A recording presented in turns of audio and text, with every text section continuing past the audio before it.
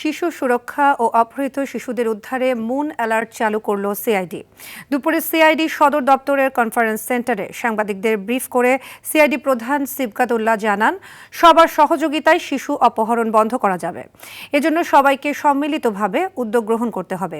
Police জনগণের বন্ধু হতে চায়। দেশের একটি শিশুও যেন অপহৃত না হয় তার জন্য মুন অ্যালার্ট কার্যকর ভূমিকা রাখবে, যেটির মাধ্যমে সকল স্টক হোল্ডার শিশু সুরক্ষা ও অপহৃত শিশুদের উদ্ধারে অবদান রাখতে পারবে বলে প্রত্যাশা করেন তিনি। এছাড়া সিআইডি মানব পাচার রোধে কাজ করছে। এটি শূন্যের কোটায় নামিয়ে আনতে সিআইডি নানা কার্যক্রম হাতে নিয়েছে বলেও জানান সিআইডি প্রধান। আমরা এটি চাই যে পুলিশের পাশাপাশি আপনারাও আসেন। এটি কিন্তু পুলিশের একার কাজ না। সমাজে যে নষ্ট খেলা, যে কাজগুলো, যে অপরাধ প্রবণতা, যেটা এটাকে সবাই মিলে কিন্তু আমাদের বাংলাদেশ, ওইরকম একটা বাংলাদেশের স্বপ্ন আমাদের দেখতে হবে।